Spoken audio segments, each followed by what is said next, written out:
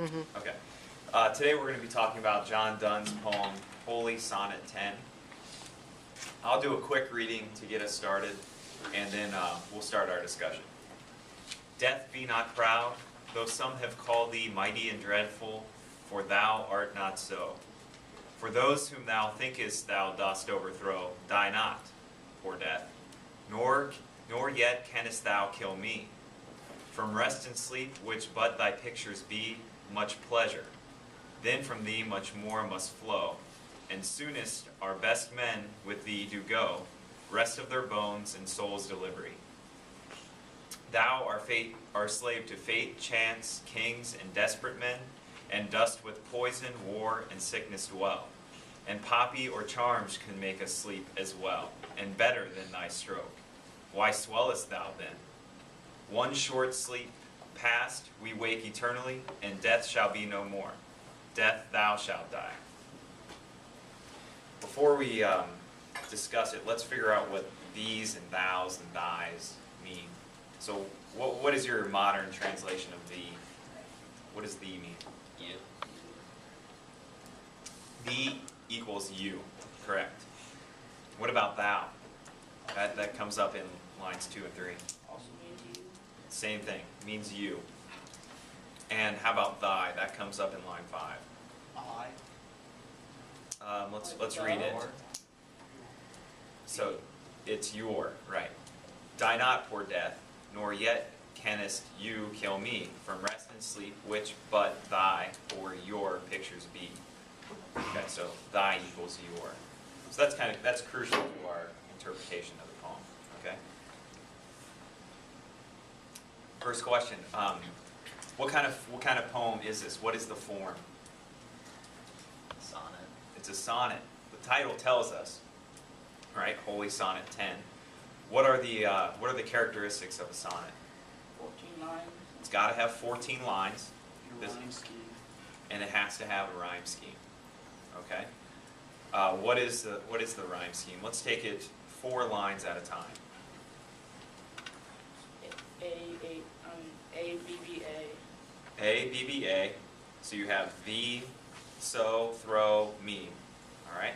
The next 4. A, B, B, A. Be, flow, go, and delivery. So it continues. A, B, B, A, B, B, A. The next 4. C, D, D, C. Men and then rhyme, so that's the C rhyme. And then you have dwell and well. That's the D rhyme. And the last 2 lines?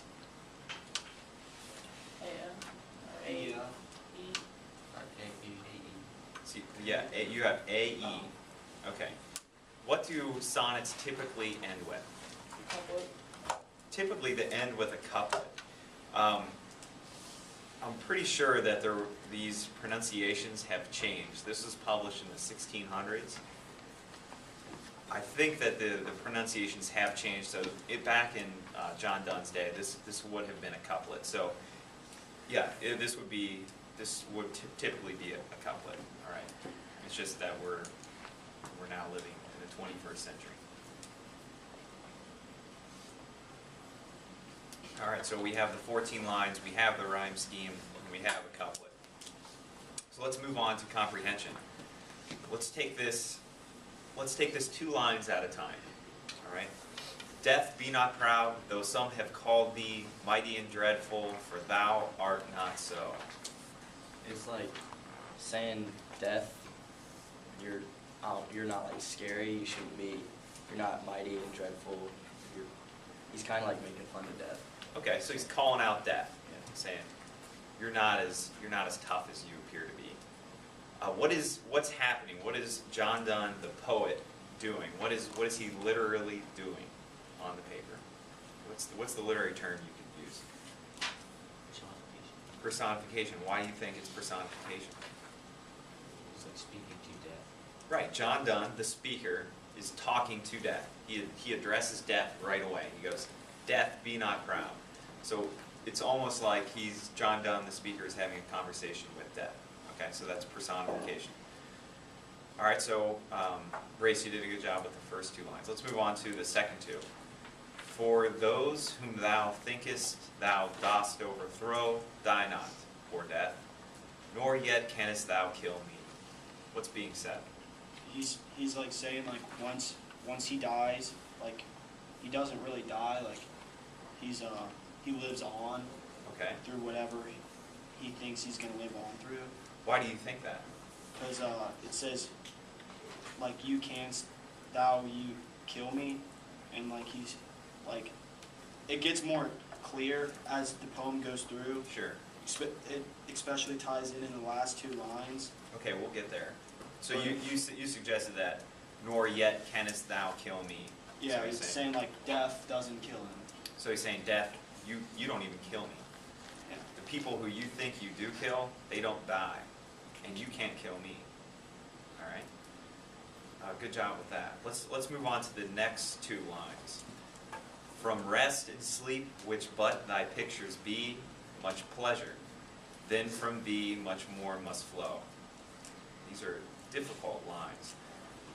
What is this? He's comparing death to rest and sleep. Okay, so he's saying death equals sleep. Yeah. And he also says he's comparing death to like pleasure, because he says much pleasure, then from thee much more must flow. So it's like dying brings pleasure, and then after you die there should be and then more flow. Okay, so let's track the progression of death through this poem. How does it start in the first two lines? It's like It's calling calling out. Okay, so he's calling out death. Then the next two lines. What is he saying death does not do? Doesn't kill. So then he says death doesn't kill, and now what is the poet suggesting? It's like a sleep, a rest or something. Like a Right. temporary.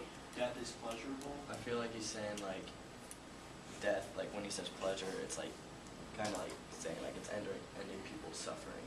Okay, yeah. So yeah, you can see the progression. Death got called out in the first two lines. Then the poet says, death, you don't kill me, and you don't kill anyone.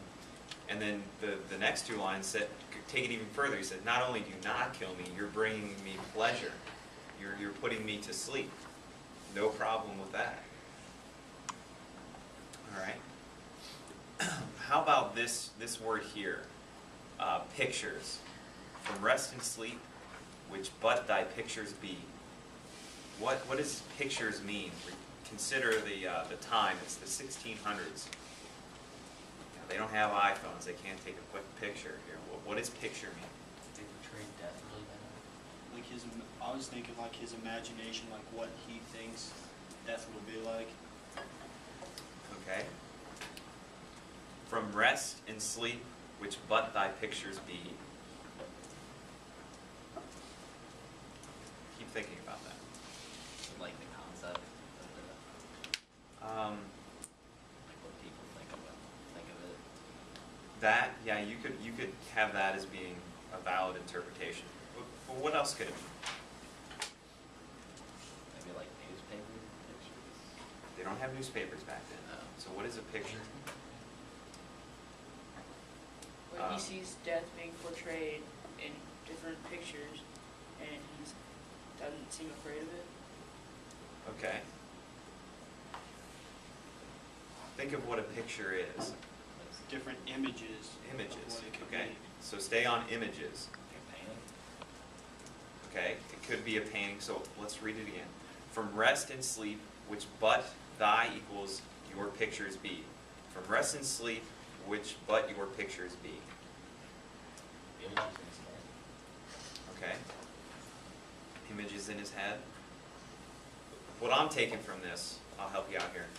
From rest and sleep, that's what, when people are sleeping, they look like they could be dead. If people are dead, they look like they could be sleeping. So he's playing on that death equals sleep. You know, that's what he's playing on. He's like, it looks just the same. And you can take that further. You all were speaking metaphorically, keeping it, this is just what is coming in your head. So that's what pictures mean. That's what you look like. And then the next line, so we've got death equals pleasure. So we covered that pretty well. Much pleasure then from me, much more must flow. All right, how about the next two lines? And soonest our best men with thee do go, rest of their bones and souls delivery. I think line 7 is saying like the best men die early, because it says like soonest our best men with thee do go. So with thee, I think it's talking about death. So it's like our best men die early and they go with death. Okay. Okay. And then how about the next line? Rest of their bones and souls delivery. Well, their bodies would stay here, and then their souls would go somewhere else. Right, exactly. So their physical presence might stay here, but their soul is released and delivered. Good. These next 4 lines, I really like these lines. What does this mean? Thou art slave to fate, chance, kings, and desperate men, and dost with poison, war, and sickness dwell. Let's take this first line. What does that mean, I Reese? think it kind of means like death. He's like comparing death to those men, and like death, like they're more powerful than death. They look up to them more than like they consider death. So it's Alright. like basically showing that the kings and the men and everybody are more powerful than death. So Okay. I don't think he's like talking to death, saying you shouldn't think that you have as much power as these people. I think it means like it's the fate for everybody. Like death is inevitable. It takes kings and desperate men. Like I think desperate men, kings would be two different people, and so death would like strike all over. Okay. Think of the word slave. It says, thou art slave. And then, so it means you are slave. I think it means Does like, that help? I took Is it I calling took it us- like death was kind of like a savior, like freeing you from being under the rule of kings and being desperate. Like death was freeing you from kings and desperation. Or is it calling death a slave? Like He's Yes. superior. Yes. Youngjins said it. He is calling death a slave. And death is a slave to fate. What does that mean? If death is a slave to fate, what does that mean? And death doesn't have power, but it's fate that does. Yeah, fate controls death. What about chance? By chance, death would strike. Just by chance, death could possibly strike. Car accident. Just some sort of freak accident, some chance. Why is death a slave to kings? these kings can start a war, kill his own people. Kings can say, off with your head, right? They can just say, you're dead now. We're going to take you down. That happens. You know, this was in the time of kings. So king could say, you're dead. And then that's pretty much the king bossing death around. Death is the slave for the king. So it's saying death can only occur at the bidding of fate, chance, kings, or desperate men. Absolutely, yeah.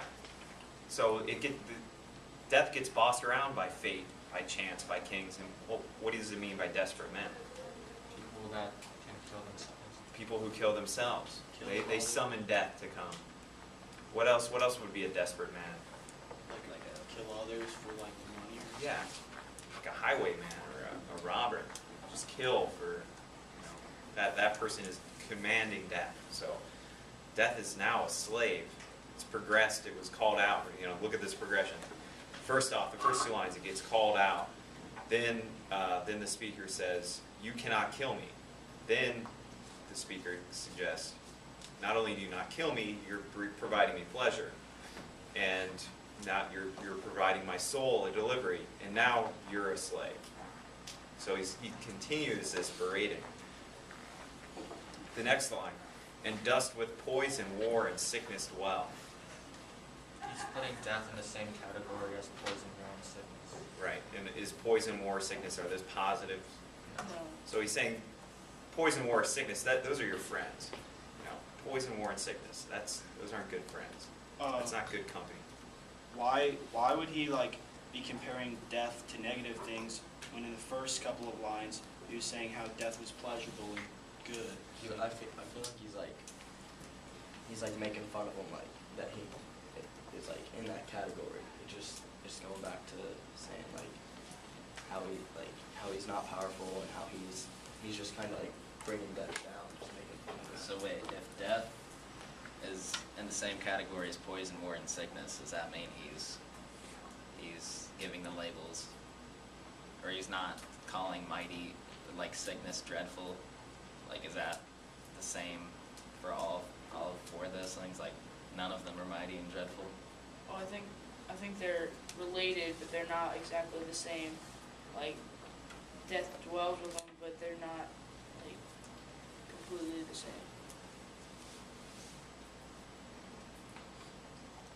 Yeah, I agree with what you're thinking there. Yeah, he's lumping them together. Poison, war, and sickness are not positives. Those are not, and that's dwell means like, dwell, what does dwell mean? That's critical to our understanding here. To be with. To be with, to dwell, to hang around. So death is always hanging around poison, war, and sickness. That's not good company. So wait, are they hanging around death, or is death hanging around them? Death is hanging around them. Death has to, because that poison kills, war kills, and sickness kills. So he's always there in these areas, poison, war, and sickness. So death is always in a hospital or on a battleground. What I don't understand is like why in the first lines that we were discussing, we were comparing death to like pleasure and how he doesn't find it pleasurable, and now or how he does, and now he's comparing it to poison, war, and sickness, Yeah, that's which what I are, was saying. Like, Okay. which are terrible things. Like he's kind of contradicting himself. yeah. Well, what he's saying is that death provides pleasure. Having to die is to have your soul delivered. So the effect of death is good for us. He said that's what he's saying. But the journey to death is bad, like Right. how you get to death by poison or war. That's the bad part, and then actual death. Right. The effect of death is not as dreadful as you might think. If you really think about it, death isn't so bad if you believe that your soul will be delivered. And he kind of relates it to the first line where it says, "Death be not proud," when he says it dwells with poison, war, and sickness. Right. Yeah. This is a beratement of death, a critical view of death. Don't be so scared of death. That's what this poem is suggesting. We're not there yet. Let's save that discussion for after we get through the whole comprehension. The next two lines, and poppy or charms can make us sleep as well and better than thy stroke. Why swellest thou then? So what are poppies and charms? Yeah, that's something that can make us, that can induce sleep. Poppies can induce sleep. Charms will induce sleep. So they can do sleep. If death equals sleep, poppies and charms do the exact same thing. Again, he's taken down. But would poppies and charms, would they kill you, or would they just put you to sleep? The cause of death. Yeah, He's sleep saying he's saying like poppies and charms can do the same thing as you. So he's basically making death seem like it's something that's not special, like other things can do the same thing. And he even says like, and better than thy stroke. He says like drugs and drinks or whatever can do better than death itself. Exactly. Yeah. A poppy, a simple earthly thing can do the same job. A charm can do the same job. And then there's this last. And why swellest thou then? What is that? Like why dread over death when it's just going to be something that's not even bad? So he's directly asking death a question, right? He says, why are you swelling? What does swell mean? Like, to get bigger? Yeah, to swell, to like boast. Why do you hold yourself so high? Why are you so proud? So why swellest thou then? Why are you so proud? Look at what I've just said. So wait, when he says better than thy stroke, is he saying quit acting like you're better than you really are? Yeah, so poppies and charms do the job that you do, and they do it better. So why are you so proud? That gets right back to the very death be not proud. Why are you proud? Okay, let's get to the final two lines. One short sleep past, we wake eternally, and death shall be no more. Death, thou shalt die. What is that? That means like one short sleep passes when you actually die, and then when it says we wake eternally, it's like you die for a short amount of time, and then when you wake eternally, that's like it could be heaven. And then it says, and death shall be no more. Death thou shalt die. That means like then there's no more things such as death, and then death itself dies. Is that like a paradox? It's like death, dying. Yeah. Death, you will die. Yeah, it's a paradox. That shouldn't be able to happen. Yeah, so that's a poetic device. Wait, is it referring to death as like the Grim Reaper? Right. That when I read this poem, that's what I think. I think of the Grim Reaper with the I forget what that instrument's called, with the Sonnet. with the scythe and the long garment. Yeah, I Yeah. think of it like that. So that's how the speaker's talking, having a conversation with the Grim Reaper. So now death, you will die. And then, Young Jin, you brought up a good point. Eternally and equals heaven. Is there a religious context? Like, is there something about religion coming in here? Oh, yeah, I think so, because part of the title is Holy Sonnet 10. Right, Holy Sonnet 10. Yeah, so you can say certainly has some religious overtone to it. He's speaking of heaven. John Donne was a preacher, and he did sermons, but he was most famous for his poetry. But he was definitely a believer in God and heaven. All right, so let's talk about the poem altogether. Is the form? Does the sonnet help or hurt the message that John Donne wants?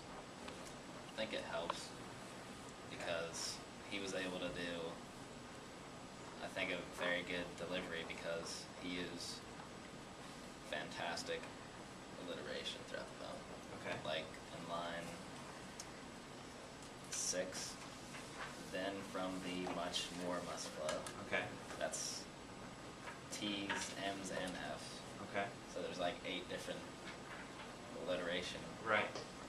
Yeah, so you're catching up on the beauty of the words. Yeah, so he makes the flow really good. Okay. I think this. So that helps his message there.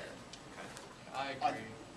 You do. I think the way that he did it was really good because, like, once you break it down and really start thinking about it, it helps bring his point across, like, much more profound, and like what he's trying to get across.